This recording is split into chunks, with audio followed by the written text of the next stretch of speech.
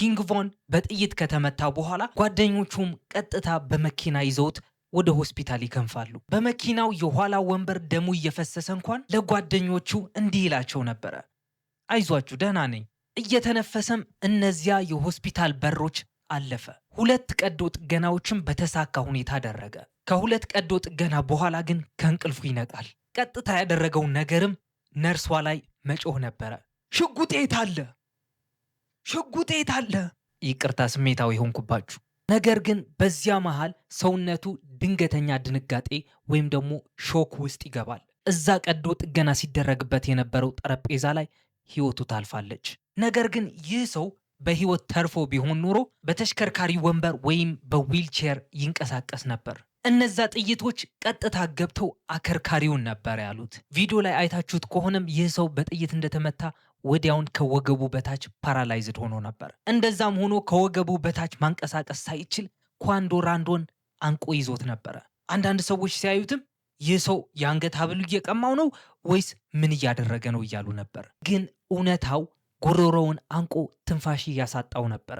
በቁጣም እየጮኸ እንዲህ ይለው ነበረ፣ አንተ የትም አትሄድም፣ እናንተም የትም እንዳትሄዱ። ቪዲዮውን ማየት ሲጀምሩ ላይክ ብላችሁ መሆን አለበት። ቻናሌንም ሰብስክራይብ በማድረግ እጅግ መወዳችሁ ቤተሰብ ሁኑ። እንዲሁ ዘርዘር አድርገን አንዳንድ ታሪኮችን ብትንትን አድርገን የምናይበት ቻነል ነውና ፍቅራችሁን የምታሳዩኝ ሰብስክራይብና ላይክ በማድረግ ነው። ሂልቦተን ፕሮፐርቲስ አሁን ላይ ውሱን ዩኒቶች የቀሩት ፕሮጀክቱን በአጭር ወራቶች ውስጥ ሊያስረክብ ነው። እነዚህ የተንጠለሉ ባለ 2 መኝታ ቤቶችን ስናስረክብ ሙሉ ወለሉን ሴራሚክ አንጥፈን ሲሊንጉንና ሜካኒካል ቬንቲሌሽን ገጥመን የውጭ በርና መስኮት አሟልተን ነው። ስለ ፓርኪንግና ስለ መዝናኛ አቅርቦቶች በጭራሽ እንዳይሰጉ ከበቂ በላይ ብርሃን የሚገባባቸውና ያማረ ቤቶችን አዘጋጅተናል። ደውሎ መጎብኘትና ሙሉ መረጃ ማግኘት ይችላል። አያችሁ፣ ዛሬ ስለ ኪንግ ቮን ሳይሆን ስለ ኪንግ ቮን አባት ነው የምናወራው። አያችሁ፣ ኪንግ ቮንና ሌሎች ጥቁር አሜሪካውያኖች አሟሟታቸው በዚህ መልኩ ሊሆን የቻለው በጦርነት ቀጠና ስለሚያድጉ ነው። ንቃተ ህሊናቸው አሸንፎ ከዛ ሰፈር የወጡ ሰዎችና ላይፋቸው የቀየሩ እጅግ በጣም ብዙዎች ናቸው። የመንደሬነት ባህሬን አለቅም በማለት ደግሞ ኢቭን ፌመስ ሆኖ እዛ ሰፈር ውስጥ የሚርመጠመጡ እጅግ በጣም ብዙ ሰዎች አሉ። ከነዛ መሃልም ኪንግ ቮን ነበረ። ዛሬ ግን ስለ ኪንግ ቮን ብቻ አይደለም የምናወራው። እስኪ ትንሽ ወደ ኋላ መልሰውና አባቱን ስላፈራ ሰፈር እናውራ። ስለ ሰፈሩን ብቻ ሳይሆን አባቱ የኪንግ ቮን አባት ምን አይነት ሰው ነበረ? መቼም ፈረንጆች the apple doesn't fall far from the tree ይላሉ አይደለ? ይህ ማለት ደግሞ አንዳንድ ጊዜ ልጅ ቁርጥ አባቱን የሚመስልበት ሁኔታ ስላለ ነው። እናም አንድ ነገር እንድታስቡ ፈልጋለሁ። በጦርነት ቀጠና ውስጥ ልክ እንደ ቤኪ 4 ኪሎ እቤታችሁ ውስጥ ስትወለዱ አዋላጇ ነርስ ደግሞ የተቀበለቻችሁ ሲልክ በሚባለው ውድ በሆነው ጨርቅ ነው። ሆስፒታል የለም፣ አስተማማኝ የሚባል የወሊድ ክፍልም የለም። ብቻ አንዲት አዋላጅ 2 አጎቶቻችሁ ብረት ይዘው እየጠበቋችሁ ነው እና ደግሞ መደበኛ የሆነ ወሊድ ወይም ደግሞ ሆስፒታል ሄደው መውለድ ማትችል እናት አለቻችሁ። እናም ይህንን ሁሉ ነገር ካሰባችሁት በኋላ የኪንግ ቮን አባት ወይም ደግሞ ሲልክ የተወለደው በዚህ ሁኔታ ውስጥ ነበረ። ትክክለኛ ስሙ ወልተር ኢ ቤነት ይባላል። የዲመኑ ወይም ደግሞ የጋኔኑ አባትም ይባላል። የኪንግ ቮን አባት ተብሎ መጠራቱ ነው። እንግዲያውስ ይህ ሰው ከተለያዩ 7 ሴቶች 7 ልጆች የወለደ ሰው ነበረ። ከፈጣሪ ዘንድም ሊሆን ይችላል፣ ብቻ ግን ሊያድነው ተቃርቦ የነበረ የቅርጫት ኳስ ችሎታ ነበረው። ግን ይህ ሰው የቅርጫት ኳስ ችሎታው ሳይሆን የመንደሬነት ባህሪውን ነበር ያስቀደመው። አያናድድም? እናም ወልተር ኢ ቤኔት ወልተርን እያልን እንጠራዋለን። እጅግ በጣም ችግር ነበረበት። ወላጆቹ በጎዳናው ጨዋታ ውስጥ ወይም ደግሞ የስትሪት ሃስሊንግ ወይም የስትሪት ጌም ውስጥ እጅግ ጠልቀው ከመግባታቸው የተነሳ ወደ ሆስፒታል ሄደው ልጅን መውለድ ራስን እንደማጥፋት ነበር የሚቆጥሩት። በሰፈሩ ወሬ መሰረት የነዚህ ሰዎች ጠላቶች እነዚህ 2 ወላጆች እያንዳንዷ እንቅስቃሴያቸውን ይከታተሉ ነበር። ስለዚህ ቤታቸው ድረስ አዋላጅ ነርስ በማምጣት ወይም ሚድዋይፈሪ በማምጣት ልጃቸው ወልተር ኢ ቤነት እንዲወለድ አደረጉ። አዋላጇም የተቀበለችው በሲልክ የተባለ ውድ የሆነ ጨርቅ ነበረ። በዛ ምክንያትም ይህ ሰው ሲልክ እየተባለ እየተጠራ ነበር ያደገው። ይህ ስም ደግሞ ለተራ ሰው የሚሰጥ አይነት ስም አይደለም። ይህ ስም በራሱ ዘውድ ነው። ሲልክ በራሱ ደግሞ ለስላሳና ውድ ነው። የሲልክ ወይም የወልተር ስብዕና ደግሞ አደገኛ ነበረ። የስትሪቱ ኑሮ ወይም ደግሞ የሰፈሩ ተጽዕኖ ልብ ካወቀበት ሰዓት ጀምሮ እጃቸውን ነበር ያሳረፉበት። ግን ይህ ሰው እንደዛም ሆኖ እጅግ በጣም የተረጋጋ ጋንግስተር ነበረ። የተረጋጋ ጋንግስተር አይጋጭም እንዳትሉኝ፣ ግን የተረጋጋ ሰው ነበረ። አይንቀዠቀዥም። ወደ አንድ ክፍል ገብቶ ጸጥታ ቢፈልግና ጫጫታ ቢኖር እዛ ክፍል ውስጥ ጸጥ ማድረግ የሚችል ሰው ነው። እናቱም የሰፈር ንግስት እየተባለች ነበር የምትጠራው። ለክፉ ንግግር ጥርስህን የምታረግፍልህ አይነት ሴት ማለት ነው። ነገር ግን በከተማው ያለው ኦጂ የተባለ ሰው ወይም ደግሞ አንጋፋ የሆነ ጋንግስተር ለሷ ክብርና ፍቅር ሳያሳያት አያልፍም ነበር። እናም ይህ የእናትና የአባት እሳት ወደ ወልተር ነበር የተከመረው። ግን እንደዛም ሆኖ ስታስቡት እንደዚህ በጋንግ ውስጥ ያሉ ሰዎች ሲፋቀሩ ፍቅራቸው እጅግ በጣም የሚያስቀና ይሆናል ፊልም ላይ እንደምናየው። ግን ፍቅሩ ያዛልቃል ወይ ነው ጥያቄው። እነዚህ ሰዎችን በስተመጨረሻ ይለያያሉ። እናም ሲልክ በእንጀራ አባት ሊያድግ ሆነ። ምክንያቱም እናቱ ለማሳደግ ኃላፊነቱን ወስዳ ስለተቀበለችው ነበረ። የሲልክ የእንጀራ አባት ደግሞ ቢግ ሬጂ ይባላል። ቢግ ሬጂ ማለት ደግሞ በጎዳናዎችና በየሰፈሩ የሚከበር ሰው ነበረ።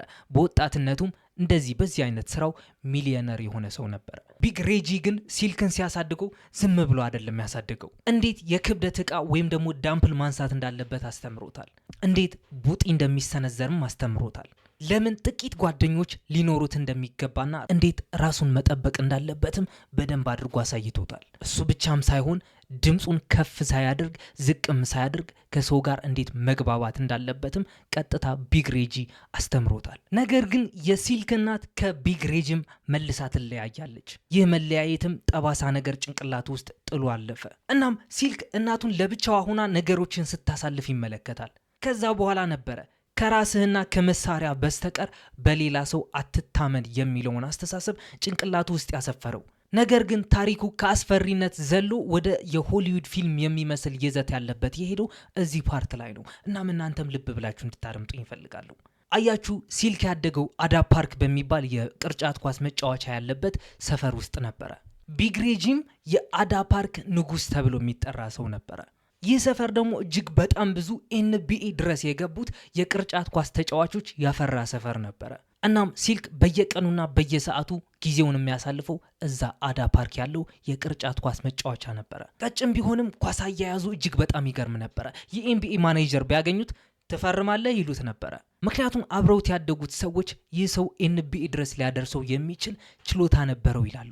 እናም ይቺ ኳስ ጠበቅ አድርጎ ቢይዛት ኑሮ ሲልክ በህጋዊ መንገድ ሚሊዮነር ይሆን ነበረ። ኪንግ ቮንም በትልቅ ቤት በሰራተኛ ተቀማጥሎ ሊያድግ ነበር። በግል ትምህርት ቤትም ይማራል። ምናልባትም ከአባቱ እጅግ በጣም ብዙ ብር በውርስ ሊያገኝ ይችል ነበር። በዚህ ሰዓት በብዙ ሰዎች ነፍስ አይጠረጠርም ነበር ማለት ነው። እነ ሊልደርክ አይኖሩም ነበረ። እነ ጋኪራ ወይም ደግሞ ኬአይ አይኖሩም ነበረ። የሚያድግበት ሰፈርም ኦብሎክ ሳይሆን በቨርሊ ሂል ሲሆን ነበረ። ነገር ግን ጎዳናው ሲልክን ሲጠራው በከፍተኛ ድምጽ ነበረ። ወደ ኤንቢኤ ሊያስፈርሙት የሚችሉት ሰዎች ከማሳደድ ይልቅ ሲልክ ገንዘብን ማሳደድ ጀመረ። እነዛ ብላክ ዲሳይፕልስ ወይም ደግሞ ቢዲ የሚባሉ የጋንግስተሮች ወይም የቀማኛ ቡድኖች ይቀላቀላል። ባለፈው የሰራሁላችሁ ይህ ቪዲዮን ቼክ አድርጉትና ብላክ ዲሳይፕልስ እነማን ናቸው የሚለውን ነገር እዛ ታገኙታላችሁ። እናም ድሮ ጩጬ ያለ እያያችሁ የሚቀናባቸው ኦጂዎች መስሎ ይህ ሰው እዛ ጋንግስተር ውስጥ ሆነ። እናም በዚህ ጨዋታ ውስጥ ደግሞ በጨዋታው ዘንድ አትወደድም። ይህ ማንም ጋንግስተር የሚያውቀው ሀቅ ነው። ስለዚህ ሲልክ ከባድ ክስ ተመሰረተበትና ወደ ማረሚያ ቤት ይገባል። ማረሚያ ቤቱም ኢሊኖይ ውስጥ ካሉት እጅግ በጣም ጭካኔ የተሞላባቸው ማረሚያ ቤት ውስጥ አንዱ ነበረ። ሜናርድ ዲቴንሽን ሰንተር ይባላል። እናም እዛ እስር ቤት 9 ረጅም ዓመታት ጥጥት አድርጎ ወጣ። ነገር ግን አብረውት ጨዋታ ውስጥ የነበሩትን ሰዎች አሳልፎ ስላልሰጠ ነበረ 9 ዓመት የተፈረደበት። እስከ መጨረሻው ድረስ ይህ ሰው እነሱ እንደሚሉት ጋንግስተር ሆኖ ቆየ። ከእስር ሲፈታም እነዛ ቢዲ ወይም ደግሞ ብላክ ዲሳይፕሎች በደረቁ አልተቀበሉትም። ዘውድ ጫኑለት። በስቴት ስትሪት የተባለ ሰፈር የሚገኝ የራሱ አፓርታማ ሸለሙት። ያ ደግሞ ትንሽ ሽልማት አይደለም። ልክ እንደ መንግስትም ያዩት ጀመር። እናም የሰፈር ወሬዎች ወሬዎች እንደሚሉት ከሆነም ይህ ሰው 25 ዓመቱ ከመሙላቱ በፊት ነበረ ሚሊዮነር የሆነው ይላሉ። ይህ ሰው ያቺ ላማለችኝ በሰማይ የምንላት ላሟን እየጎተተ ማምጣት ብቻ ነበረ የቀሩ። ምክንያቱም የማይነዳው መኪና አልነበረም። እጅግ በጣም የሚያብረቀርቁና ውድ የሆኑ መኪኖች በየሳምንቱ እየቀየረ ወደ ሰፈር ይዟቸው ይመጣ ነበረ። መላው ሰፈር ደግሞ የሲልክ ሁኔታ ያውቅ ነበረ። እናም ሲልክ በሚመጣበት ሰዓት ሁሉም ነገር ይደምቃል ይላሉ። ሰፈራችሁን ካደመቅኩላችሁ አይቀርማ ማናት ያቺ ቆንጆ እስኪ አስተዋውቁኝ እያለ እጅግ በጣም ብዙ ሴቶች ያወጣ ነበረ። ማለት ደግሞ ይህ ሰው ሌዲስ ማን ነበረ። በምላሱ ጤፍ የሚቆላ ሰው፣ የእስር ቤት ጠባቂ ዘበኛ ይመስል እጅግ በጣም ብዙ ቁልፍ ያለው ቀለበት ነበረው። እነዚህ ቁልፎች የሰጡት ደግሞ ወደ ቤታቸው በፈለገው ሰዓት እንዲመጣ የሚፈልጉት ሴቶች ነበሩ። ስለዚህ ይህ ሰው ተጫዋች ብቻ አልነበረም፣ ዋናው ተጫዋች ነበረ። ከ7 ሴቶችም 7 ልጆች ይወልዳል። ከነሱ አንዷም ቴሻ ነበረች፣ የኪንግ ቮን እናት። የቴሻና የሲልክ ግንኙነት ደግሞ ለረጅም ጊዜ አልዘለቀም። ምክንያቱም ባህሪው እንደነገርኳችሁ ነው። ግን ደግሞ ሙሉ በሙሉ ኃላፊነት የማይሰማው አባት አልነበረም። ግን ሲልክ እጅግ በጣም ብዙ ፈተናዎች ይበዙት ጀመረ። እስር ቤቱን ልክ እንደ ወፍ ነው የሚመላለሰው። ከዛ በላይ ደግሞ ከሌሎች ሰፈሮች ጋር የሚገጥመው ጦርነት አለው። በዛ ልክ ደግሞ ቢዝነሱ አለ። ቮንም በዚህ ምክንያት ነበረ ጎዳናዎቹ ናቸው አባቴን የነጠቁኝ ሲል የተናገረው። ነገር ግን በእያንዳንዱ ቃለ መጠየቅ፣ በእያንዳንዱ ፖስትና ትዊት የአባቱን ክፉ ነገር አንስቶ አያውቅም። ፍቅሩ ልክ እንደ ክሪስታል ግልጽ ነበረ። አባቱም ያመልከው እንደነበረ ከንግግሩ መረዳት ትችላላችሁ። ነገር ግን ሐምሌ 31 በ2005 እንደ ፈረንጆቹ አቆጣጠር ሲልክ 30 ዓመቱ ነበረ። ኪንግ ቮን ደግሞ በዛን ሰዓት 11 ዓመቱ ነበረ። እናም የጎዳና ወሬዎች እንደሚሉት ከሆነ ሲልክ የተሳሳተ ቤት ዘርፈዋል ይላሉ። ቤት ደግሞ በሴኪሪቲ ካሜራ ይጠበቅ የነበረ ቤት ነው። ባለቤቱም ማን እንደዘረፈው ያውቅ ነበረ። እናም በዛን ሰዓት ነበረ ቤቱ የተዘረፈበት ሰው ገንዘብ ከፍሎ ሲልክን ለማስገደል የወሰነው። ግን የቮን አንዱን ዘመድ ደግሞ ቆይቶ እንደተናገረው ከሆነ ሲልክ እንዲገደል ያዘዘ የቅርብ ጓደኛው የሚያውቀው ሰው ነበር ይላል። ስለዚህ ይህ ሰው አብረውት በነበሩት ሰዎች ተከድቷል ማለት ነው። ጓደኛ ከዳ ማለት ደግሞ ተበልተሃል፣ መውጫ የለህም ማለት ነው። ይህ የስትሪት ጨዋታው ነው። ሲልክ ደግሞ ተራ ሌባ አልነበረም። ያ ይኖርበት የነበረውን አፓርታማ ያለው ህንፃ ሙሉ በሙሉ ያስተዳድረው የነበረው ራሱ ነበረ። እናም በዛን ቀን ነበረ በምስራቅ በኩል የሚገኘው 87ኛ ጎዳና ላይ በሚገኘው የሮለር ስኬተር ሜዳ ላይ ይህ ሰው የተደረገው። ይህ ሜዳ ደግሞ በልጆች በሙዚቃና በአደጋ የተሞላ ሜዳ ነው። ልጆችና ቲኔጀሮች ስኬትቦርዳቸውን ይዘው መጥተው እዛ ሜዳ ላይ ነበር የሚዝናኑት። እናም ሲልክ እያንዳንዷን እርምጃው በጥንቃቄ የሚራመድ ሰው ይሁን እንጂ ወደዚህ ሜዳ የመጣበት ሰዓት ግን በህይወት አልተመለሰም። ከአንድ ህንፃ ጣሪያ ላይ ሆኖ በስናይፐር አንድ ሰው ጭንቅላቱን ያደርገዋል። ከማንም ሰው ጋር አልተከራከረም። ማንም ሰውም አላስፈራራውም፣ አላስጠነቀቀውም። በአንዲት ጥይት ብቻ ሁሉም ነገር አበቃ። ይህም የሲልክ ወንድም ወይም የኪንግ ቮን አጎት ያረጋገጠው ነበረ። በስናይፐር ራይፍል ወይም ደግሞ በአልሞ ተኳሽ ጭንቅላቱ ተመቶ እንደተገደለ። ግን ይህንን ነገር ስንመለከት ደግሞ ለምን በስናይፐር ገደሉት? ምክንያቱም ሲልክ እንደነገርኳችሁ በጣም ብልህ ሰው ነበረ። ብልህ ስላችሁ ግን ለነፍሱ አልሆነም እንጂ ለስጋው የማይሰንፍ ሰው ነበረ። በጣም ጥንቁቅ፣ በጣም የተከበረ ሰው። ዝም ብለህ አጠገቡ መድረስ አትችልም። ስለዚህ ረዥሙን መንገድ መረጡ። አንዳንድ የሰፈሩ ኦጂዎች ወይም ደግሞ ታላላቅ ሰዎች ደግሞ እንደሚናገሩት ከሆነ በ90ዎቹና በ2000 መጀመሪያዎች እነዛ ሁድ የሚባሉ ሰፈሮች ወይም እነዛ ጋንግስተሮች መኖሪያቸውን ያደረጓቸውን ሰፈሮች ጣሪያ ላይ ስናይፐሮች ያስቀምጡ ነበር። እናም የሚጠራጠሩት ፊት ካዩ ቀይዋ ነጥብ ደረታቸው ላይ ታርፋለች። ከዛ በኋላ በዛ ያበቃላቸዋል። እናም ሲልክና ቮን በመሃላቸው የ20 ዓመት ጋፕ ይኑር እንጂ እነዚህ ሰዎች በጣም ተመሳሳይ ነበሩ። ሁለቱም ገና በወጣትነታቸው ሪል ማኒ ወይም ደግሞ እውነተኛውን ገንዘብ ማግኘት ጀመሩ። ሀቅ ይጉደልበት እንጂ ሁለቱም በጎዳናው ይፈሩና ይወደዱ ነበረ። ሁለቱም ጥቂት ጓደኞች ብቻ ነበሯቸው። ሁለቱም ሴቶች የሚወዷቸው ሌዲስመን ነበሩ። እናም በስተመጨረሻ ደግሞ በሚያምኗቸው ሰዎች ተከዱ። ቮን በብዙ ዘፈኖቹ የአባቱን ስም ጠርቷል። ሁልጊዜ ኢንስታግራም ወይም ትዊተር ላይ የሱን ፎቶ ይለጥፍ ነበረ። አንድም ቀን ስለ ሲልክ መጥፎ ነገር ተናግሮ አያውቅም። ጎዳናው አባቱን በ11 ዓመት ወሰደበት። ከ15 ዓመት በኋላም ጎዳናው በተመሳሳይ መንገድ እሱንም ወሰደው። እኔ የነዚህን ሰዎች ታሪክ ስሰማ ፈርጄባቸውም አላቅም። ሁድ የሚባለው ወይም ደግሞ እነዛ ጋንግስተሮች የበዙበት ሰፈር እጅግ በጣም ብዙ ታቅዶበት እንደዛ እንዲሆን ተደርጎ ተቀርጾ የታነጸ ሰፈር ነው። ስለዚህ ማንም እዛ ሰፈር ውስጥ ያደገ ሰው ገደለ ወይም ተገደለ ቢባል የሚገርም ነገር አይሆንም። እናም እስካሁን ድረስ ይህን በመሰለ ማይክ የለፈለፍኩትን ነገር ከተመቻችሁ ኦፍኮርስ ይመቻችኋል። ይህንን ቪዲዮ ላይክ ማለት እንዳረሱ፣ የዚህ ቻናል ቤተሰብ ለመሆን ደግሞ